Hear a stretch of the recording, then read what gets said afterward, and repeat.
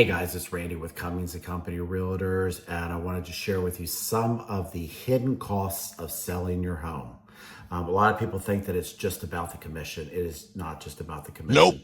There are other fees involved as well. One of the big ones is taxes. If you're in state, still in state, selling in state, taxes aren't that bad. You can count on somewhere between 1 to 2% being sucked up by the state when you're selling it. So if you're selling a $300,000 home, roughly like $3,000 to $5,000 is what you would expect to pay. Another thing that's a big one is home repairs.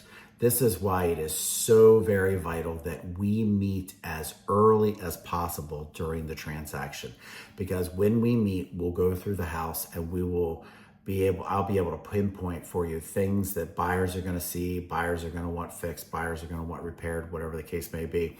And you have the opportunity to get those fixed on your timeline and your schedule and your budget and stuff as well, as opposed to after you go under contract, they do the inspection and then everyone insists on it being done by a licensed contractor.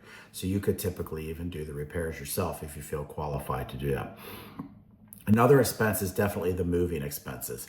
As we get older, we probably less and less want to rent a U-Haul, even though that's a great service, and move all this stuff ourselves. You're probably going to want to hire some people.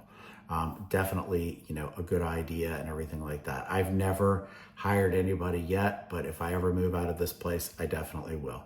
So packing supplies, which will give you some temporary storage if you need it, whether it's a pod or something else as well. Next one is home staging.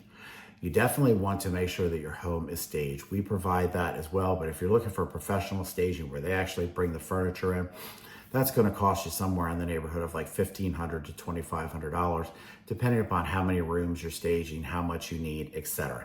It is definitely worth its weight in gold. If you're thinking that that's like 1% of the value of your house, I mean, what if you had to drop the price $10,000 or something like that?